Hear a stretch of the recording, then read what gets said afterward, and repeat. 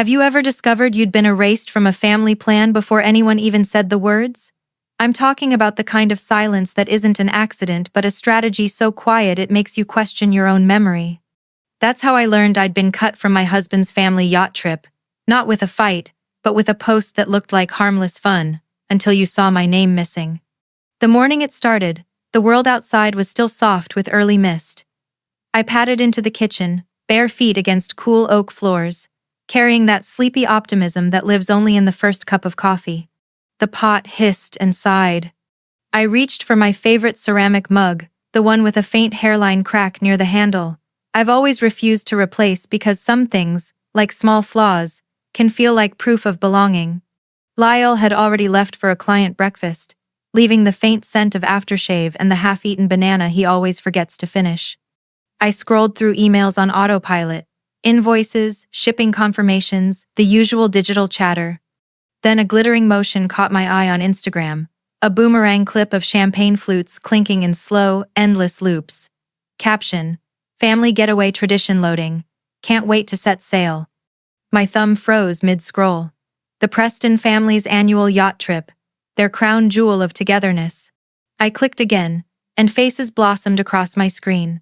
Flora, with her tight-lipped smile. Tom, the brother-in-law with a permanent tan. Mother Preston raising a mimosa. Even Lyle's younger cousin, who usually claimed he hated boats, was in the shot, everyone except me. I tried the family group chat, Preston Legacy Voyagers. Once, Lyle had added me with a smile saying, "Now you're official," but the thread was gone from my list, like a door bricked over. I refreshed. Nothing. A cold stillness spread through me, deeper than anger. It wasn't the sharp burn of surprise but the heavy knowledge that this wasn't a mistake. I'd felt it before birthdays I learned about from a tagged photo, brunches where conversation stopped when I entered the room. Quiet, deliberate exclusions dressed as forgetfulness. When Lyle came home that night, salmon on the table and stock alerts still lighting his phone, I told myself to stay calm. "Did you know your family's planning another yacht trip?" I asked, as casually as I could. He looked up, eyebrows raised. "Yeah, Mom mentioned something. Still finalizing the list, I think." Am I on the list? I kept my voice even, a soft question with a hard edge. "Of course, why wouldn't you be?" He offered a faint smile and went back to scrolling. "I'll double-check." But I knew he wouldn't, and I knew what that meant. I cleared the plates in silence, each dish clinking like punctuation. The kitchen smelled of lemon soap and unsaid words. The part of me that once wanted to plead, "Are you sure?" Maybe text Valora now had gone quiet. Instead, an old memory replayed. Our first married summer, when I suggested rotating trip destinations. Valora's polite laugh, the way she later rearranged the seating chart so I was wedged at the corner like an afterthought. I'd told myself it didn't matter. Tonight, I tasted how much it had. Later, lying beside Lyle as the ceiling fan sliced slow circles above, I kept still. His breathing deepened into sleep, but my mind refused to rest. I thought of every subtle no, the family photo where I'd been cropped at the shoulder, the bridal shower invite that must have gone to spam, the holiday brunch where my place card read marriagery as if even my name could be misplaced. At 1 a.m., I slid open the nightstand drawer and pulled out my leather journal. One line only.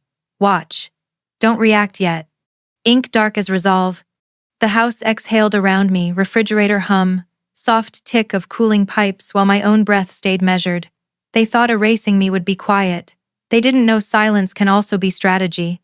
Morning light slanted through the blinds in pale stripes, and for a few seconds I forgot about the night before. Then my phone buzzed with a chirpy notification that snapped everything back. "Valora, hey Marjorie. Just realizing we may have missed reserving a spot for you on the yacht. Totally my oversight. The trip filled up quicker than expected this year. So sorry.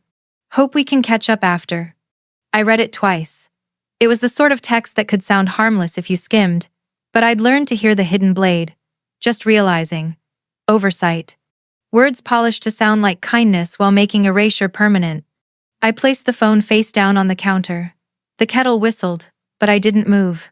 My coffee from yesterday still sat in the sink, a faint ring of bitterness at the bottom like a warning I'd ignored. An hour later, a new email landed in my inbox. Subject: cancellation, confirmation, Preston Family Charter. I opened it and felt a cold, exact clarity settle over me. Cabin release successfully processed. Request submitted 3 days ago. There it was, no emojis, no excuses, just the fact. My jaw tightened until it ached. I forwarded the email to myself, printed a crisp copy, and slid it into the manila folder in my bottom drawer labeled Tax Plus Property. Today, it would start a new life as my evidence file. I didn't cry. I didn't text back. I opened my journal instead and began a list titled, Things She's Done That I Let Slide. The memories flooded in faster than my pen could move. By noon, the house felt heavy with the weight of unspoken history. I moved from room to room, straightening a stack of books, watering the fern without really seeing anything. Every object seemed to hold an echo of my trying. The fancy cheese board I'd once brought to impress, the linen napkins I'd bought for a brunch they never came to. My life with Lyle's family was everywhere and nowhere at once. Late afternoon brought the next spark. A stray email from a catering coordinator who once handled Preston events arrived, clearly sent to the wrong Marjorie. Attached was a screenshot of another group message. Valora, don't worry. She's not coming. I handled it. 4 words, I handled it, landed like a gavel strike. I printed that too, adding it to the folder. The pages inside rustled with a strange kind of power. When Lyle came home, the sky outside had turned the color of wet slate. He dropped his keys into the ceramic dish like it was any ordinary Thursday. Valora texted me, I said evenly. He looked up, concerned but not alarmed. Oh, about the trip? She says she forgot to reserve me a spot, calls it a miscommunication. Lyle frowned, rubbing the back of his neck. Maybe it was just that you know how chaotic these things get. It wasn't, I said, sliding the printed cancellation email across the counter. She filed this 3 days ago. He studied the paper, jaw tightening, then set it down without meeting my eyes. Maybe she thought plans changed. Maybe she replaced my name with someone else, Lyle. That. The kitchen went still, except for the slow tick of the wall clock. He opened his mouth, closed it, and finally said, Let's not assume the worst. I felt a bitter smile rise but kept my voice steady. I'm not assuming anything. I have proof. He reached for me, stopped halfway. The silence between us grew dense, like the air before a storm. I left him there and walked to my office. Some truths don't need shouting, they just need to be documented. That night, while the house slept, I sat under the soft pool of my desk lamp and sorted every printout into a neat stack. Valora's text, the cancellation email, the accidental screenshot. I slipped each into a clear sleeve, the sound of plastic clicking shut like a quiet verdict. My journal lay open beside me. I added one last line, I will not disappear. Before bed, I checked the folder one more time. Its weight in my hands felt steadier than anger, more like strategy. A plan had begun to form, not in fireworks but in the slow, deliberate way tides turn beneath a dark sea. Sleep, when it finally came, felt thin and temporary, like closing my eyes on a train that never stopped moving. Before dawn, I woke with the memory of a different beginning, the day I bought the yacht itself. Most people don't know this, but it wasn't an impulse purchase. It was the quiet summit of years I'd spent building a logistics startup from nothing. Back then, I wore secondhand blazers, steamed in gas station bathrooms before meetings, walked packages across town myself when a driver quit, and drank more bitter coffee than anyone should. Investors loved my great smile but kept saying they were looking for someone more aggressive. They meant male. When my company finally turned a profit big enough to make those same investors crawl back with forced grins, I didn't buy diamonds or a sports car. I bought the yacht. I remember signing the check with an almost eerie calm, the pen steady in my hand. For me, it wasn't about luxury. It was proof of persistence, of independence, of a life I'd built without waiting for anyone's permission. Legally, though, I'd let the accountant talk me into adding Lyle's name. Cleaner for taxes, he said. Better for long-term planning. I didn't argue. We were newly married then, and I believed love and trust should leave room for such things. It didn't take long for the family to rewrite that story. Within a year, the yacht had become the Preston family's vessel, a floating symbol of their legacy. I can still see the brunch when Valora raised her mimosa and said, "It's so meaningful to have traditions tied to something we own as a family. It makes our legacy feel tangible." She turned briefly toward me with a smile that didn't reach her eyes and added, "And how wonderful that Marjorie supports it. Supports it like I was an event planner. Not the reason the boat existed."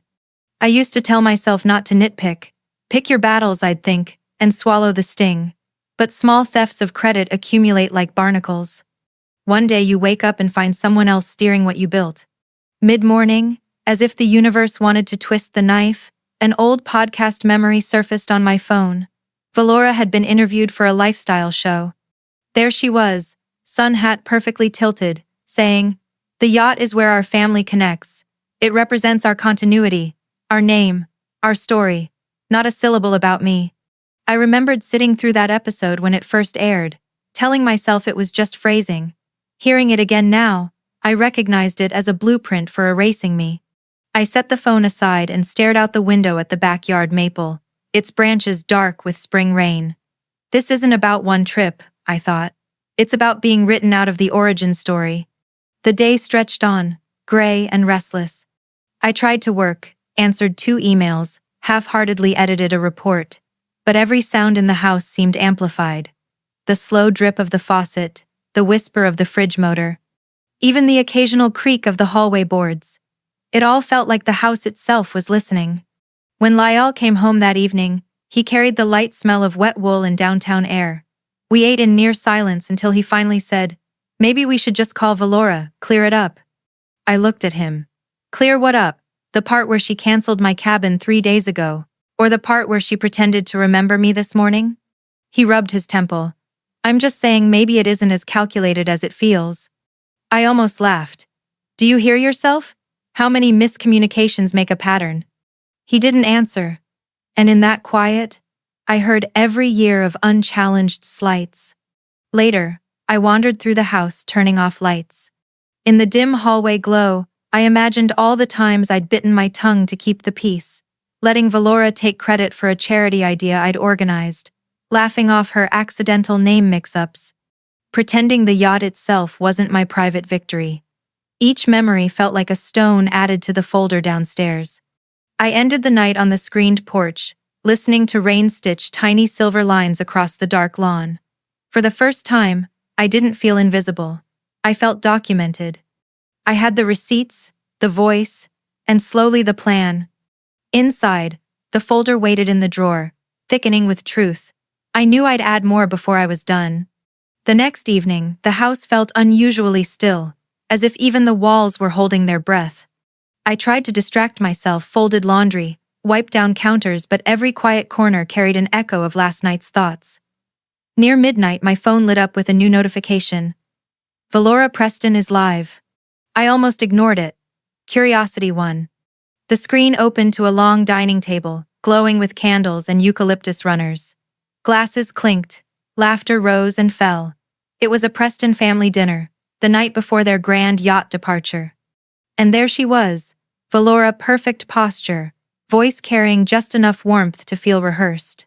"When we gather like this," she said, "I'm reminded of what makes our family unique. It's not just tradition. It's the people who carry that tradition with intention. We only bring those who understand what this legacy truly means, those who add to it, not subtract." The room murmured appreciation. I replayed the line. "We only bring those who understand what this legacy truly means." No name, no direct accusation, but the precision of it cut cleaner than any insult. I watched twice, 3 times, letting every detail sink in. The faint smirk when her gaze brushed Lyle, the approving nod from Mother Preston. They all knew who wasn't there. Lyle stepped out of the den halfway through the 3rd replay. He rubbed his eyes, puzzled. "What are you watching?" I turned the phone toward him. "Your sister's speech." He watched in silence, arms crossed. When it ended, he sighed. "Valora likes theatrics, you know that." "I'm not sure that's the defense you think it is," I said. "This isn't just theater, it's a message." He started to speak, then stopped. "It's just a dinner," he offered finally, too softly to matter. "No," I said, voice steady. "It's a statement. And you sat through it." He looked down. the silence stretching between us like a dark ocean. He didn't apologize, and I didn't ask him to. The absence of his words said more than any defense could. After he went back to the den, I lingered in the kitchen. The refrigerator hummed steadily. The air smelled faintly of rain and lemon soap. I opened the bottom drawer where my folder rested and slipped in a printed transcript of Valora's speech, the key sentence highlighted in yellow. Then I wrote a single text. I hope your speech felt honest. We'll see how it holds up in person. No emojis, no explanation, just truth waiting for delivery. Outside, the neighborhood was quiet, but inside me something decisive had shifted. This was no longer about being liked or even included. It was about reclaiming authorship of a story they'd been rewriting without me. I walked through the house, turning off lights, each switch a tiny declaration. In the dark living room, I stood for a while, letting the silence settle. I thought of my father's old advice: don't fight for a seat. Build your own table. For years I'd mistaken quiet for weakness. Now I saw it as strategy. Before bed, I returned to my journal and wrote a final line for the night. Tomorrow, I stop waiting for invitations. Morning came pale and cold, the kind of light that makes everything look like a decision. I woke before the alarm, already knowing what I had to do. Downstairs, the coffee maker clicked on, its low hum the only sound in the house. Lyle wandered in, hair still damp from the shower, phone in hand. He looked up at me with the faint wariness of someone who senses a conversation waiting to happen.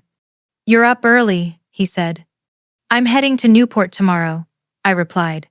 My voice was as even as the coffee's steady drip. He blinked, processing. "That soon?" "I've booked a car," I said, pouring coffee into the cracked ceramic mug that had become a small act of defiance. He set his phone down. "Marjorie, look, I get that you're upset, but can't we just talk to them first?" "I'm not upset anymore," I said. "I'm done pretending this is confusion or oversight. It isn't." He exhaled, rubbing the back of his neck. "Do we have to escalate it? Maybe a phone call." "They made it loud," I cut in gently. "I'm just responding in kind." He stared at me for a long moment, then said quietly, "I don't want to choose between you and my family." "You don't have to," I answered. "But you do have to stop pretending they're not doing what they're doing." His mouth opened and closed again, like a door caught in a draft. That silence was its own confession. The rest of the day I prepared with the calm focus of someone assembling a case file. I printed everything fresh. Valora's text, the yacht company's cancellation email, the screenshot where her assistant bragged, I handled it, and now the transcript of her speech. Each page slid into a clear sleeve, and then into the thick leather folder that had become my private arsenal. I packed no bathing suits, no sandals. This wasn't a vacation. Into the suitcase went documents, extra copies, and a slim navy dress professional, but unassuming. The choice felt symbolic. I wasn't dressing to blend in, but to stand solid. While the printer hummed, I found myself remembering a long-ago evening with my father, sitting on the back porch as he sipped tea. I was barely 20, fretting about being ignored in a college group project. He'd said, "Don't fight for a seat. Build your own table." Back then it sounded like metaphor. Today it felt like an instruction manual. By twilight, the house carried a charged quiet. Lyle lingered in doorways, watching but saying little. When dinner was done, I returned to my office to double-check the folder. The soft click of each sleeve felt like a heartbeat. Just before midnight, I sent a brief message to the Preston family group chat, a thread I hadn't touched in months, but still existed in my contacts. "I'll see you in Newport. I trust there will be room." No one replied. The silence was as deliberate as everything else. Dawn seeped in silver and blue. I zipped the suitcase, its contents rustling like proof. Lyle stood at the bottom of the stairs when I came down, holding his coffee mug but not drinking. "Did you sleep?" he asked. "Enough," I said, brushing past him to place the folder carefully on top of the suitcase. We both watched the coffee drip into the pot, each drop marking time. He finally said, "I should have said something sooner." I met his eyes. Yes. It wasn't accusation, just fact, and he didn't argue. Outside, the first birds were stirring. Inside, every step I took, closing the suitcase, setting out my shoes, folding the printed confirmations, felt like crossing an invisible line from patience into action. Tomorrow, I would step onto the yacht not as a guest, but as the woman who owned it. The following morning broke sharp and salt-tinged. My hired car wound along the coastal highway as low clouds peeled back from the Atlantic, revealing strips of silver water. Newport waited ahead like a quiet stage set for a reckoning. I dressed with purpose. A simple black dress with a high neckline and a light tan coat that moved easily in the breeze. No jewelry beyond my wedding band, no bright heels. I wasn't dressing to impress. I was dressing to arrive. As we neared the marina, the air grew richer with the briny scent of tidewater and diesel. Yachts rocked softly against their moorings, polished white hulls catching the early light like the edges of a blade. I stepped out of the car, suitcase in one hand, folder in the other. The wheels of the suitcase clicked evenly on the dock, steady, no wobble. It felt important that nothing wavered. Then I saw them. Valora stood at the far end near the boarding gate, her champagne-colored wrap coat gleaming even in the soft haze. Around her clustered Mother Preston, Flora, and Tom, and a handful of cousins in nautical stripes. Their laughter faltered as they noticed me, like a song suddenly missing a beat. Valora's smile froze. For a heartbeat her entire face stilled, eyes narrowing just enough to betray the shock.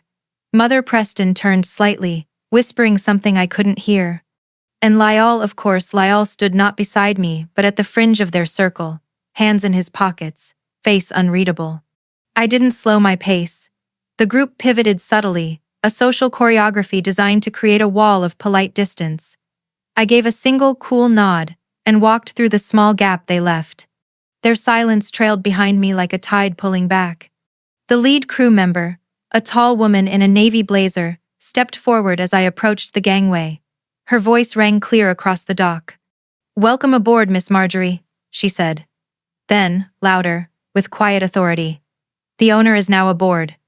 The words hung in the sea air like a bell note. Conversations on nearby yachts paused.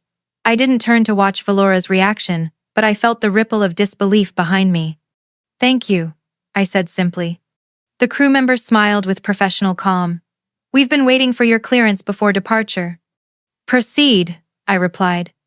As the yacht's engines stirred awake, I walked across the teak deck, the sound of my heels measured and deliberate. Inside, the lounge gleamed with floral centerpieces and perfectly aligned place cards, Valora's signature touches. I passed them without acknowledgement, noting how the decorations suddenly looked like props for a play that had already lost its script. A breeze carried the scent of salt and expensive perfume through the open doors. I felt strangely still inside, as if my heartbeat had synced with the slow, powerful thrum of the engines. The marina slid away, piers shrinking to toy size, while the Atlantic opened in quiet welcome. On the upper deck, I paused to take it all in. Sea air whipped my coat just enough to remind me I was alive and unshaken. Below, muffled voices rose, half strategic whispers, half nervous laughter.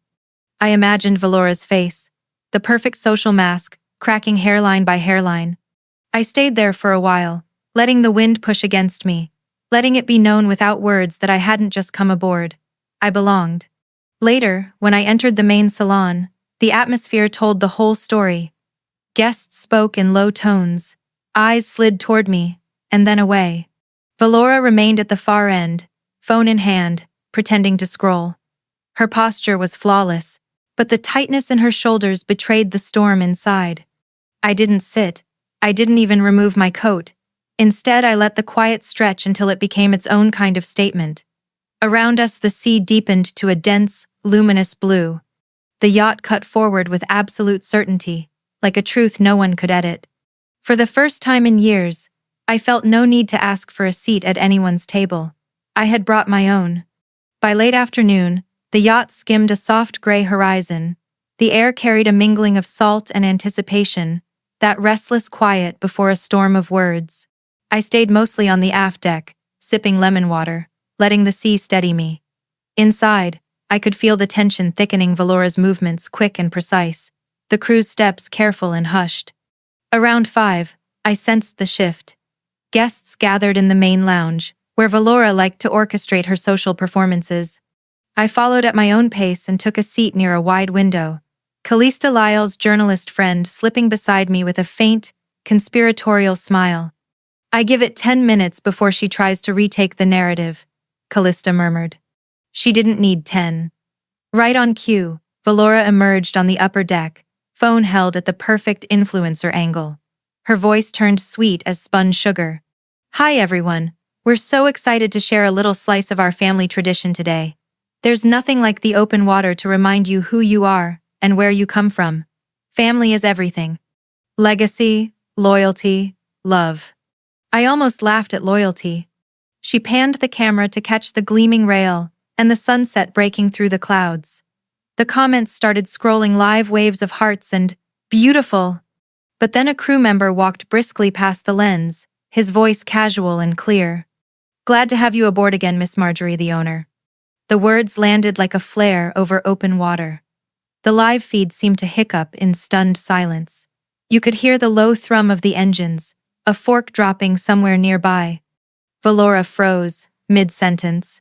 Her practiced smile faltered before she forced it back and fumbled for the screen. Callista leaned closer, whispering, "End. Viral in 3, 2. Sure enough, comments exploded. Wait, she's the owner? Tell us more, Miss Marjorie. This just got interesting. Valora stabbed at her phone, but the damage was permanent. The image of control she'd so carefully curated had been cracked open in real time. 10 minutes later, she found me near the port hallway. Her voice was a hiss, sharp enough to cut through the hum of the yacht. You planned that. I met her gaze, calm. Planned what? A crew member doing his job? Don't play dumb, Marjorie. I set my glass down slowly. I didn't tell him what to say. I just let you speak your truth and watched it collapse. You don't belong here. Her words were low and fast, a private dagger. I rose to meet her eye level. That's the thing, Valora. I don't need to belong. I bought my place. For a heartbeat, she looked as if I'd slapped her. Then she turned and stalked down the corridor, the sharp click of her heels echoing like an unfinished threat. Back in the lounge, Callista glanced up from her phone. Already trending, she said softly. Legacy, hashtag and all. I offered a faint smile but said nothing. I wasn't after spectacle. What mattered was the quiet power in the room now. Guests whispering, Lyle watching from a distance, his face lined with something like reckoning. The sea outside glowed dark copper in the sinking light, carrying us farther from any version of the story Valora had tried to write. I stayed there, listening to the yacht's gentle creak and sway, feeling the balance of power shift with every mile of open water. Tomorrow would bring the real confrontation. Tonight, silence was enough. Evening fell in a slow wash of rose and indigo. The yacht's dining salon flickered with candlelight, gold flatware gleaming beside linen napkins folded with military precision. Every detail whispered Valora's control, but the room's energy had changed. Conversations were hushed, cautious. Everyone was waiting. I waited too until dessert arrived.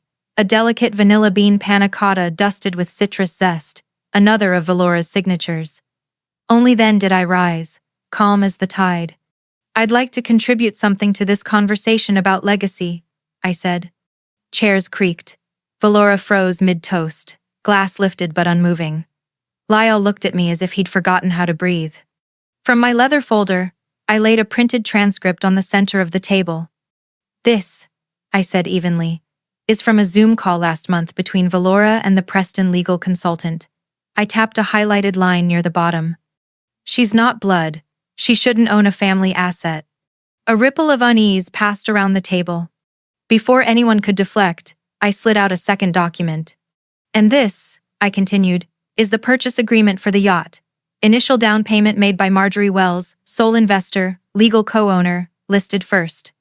The silence was almost physical, thick enough to press against my ribs. I'm not bringing this up for drama, I said, looking from face to face. I'm bringing it up because I'm tired of being spoken about in closed rooms, as if I'm not standing in the next one. Valora's face drained of color. I was protecting the family, she stammered. I didn't think. You thought I'd stay quiet, I said softly. And you were almost right. Lyle's voice broke the hush. Valora, why? His eyes held disbelief edged with shame. No answer came. A cousin coughed nervously, Someone else pushed back a chair. Mother Preston started to speak. Perhaps we could table this for another time, but Harold, an old family friend, cut in from the far end. No. I think we've all been told a different version of things. We deserve to hear the truth now. Several heads nodded, a quiet chorus of agreement. I gathered the documents with deliberate care, each page sliding back into its sleeve like a final signature. You can keep building your version of the story, I told Valora, but not on top of my name. She sank into her chair, speechless. The candle flames wavered in the sudden draft of shifted loyalties. I didn't wait for more apologies that might never come. With the same calm that had carried me aboard, I tucked the folder under my arm and left the room. Behind me, conversation fractured into low, uneasy murmurs, like a house settling after an earthquake. Outside, the night air was cool and salted. I slipped off my shoes and walked barefoot along the deck, the teak warm from the day's Sunday. The stars above were startlingly clear, as if the sky itself had been scrubbed of pretense. For the first time in years, I felt entirely unhidden. The yacht rocked gently under a pearl-gray dawn. I sat alone in the lounge with a mug of black coffee, feeling the hush that follows a storm. One by one, people emerged, no grand apologies, just small, telling gestures. Maddie, Lyle's cousin, lingered by the breakfast bar. I should have spoken up a long time ago, she said, not quite meeting my eyes. His aunt, who once told me I was too serious, placed an extra spoon beside my cup without a word. Ron, Tom's older brother, passed by and muttered, "Saw this coming, didn't think it would crack like this." Each quiet acknowledgement felt sturdier than any forced speech. Valora never appeared. Through the wide salon window I glimpsed her sitting alone below deck, hands clasped, face pale as driftwood. When our eyes met for an instant, I simply turned away. Some silences are the whole conversation. Lyle joined me later, the morning light softening the lines of worry on his face. He stood a moment, then said quietly, "I didn't protect you. Not when it counted. If you'll let me, I want to make it right. Ronald and I can restructure the ownership, make it solely yours. You've earned it 100 times over." I looked at him steadily. "This was never about a title," I said. "It was about being seen fully." He nodded, understanding. For once he didn't try to fix it with more words. When we finally docked, the marina smelled of damp rope and new beginnings. No dramatic send-off, no final confrontation. Just the sound of suitcases rolling and the unsteady quiet of people who knew a story had changed. Back home, the house welcomed me like it had been waiting. Same creaky spot near the pantry, same stack of unread magazines, but everything felt different.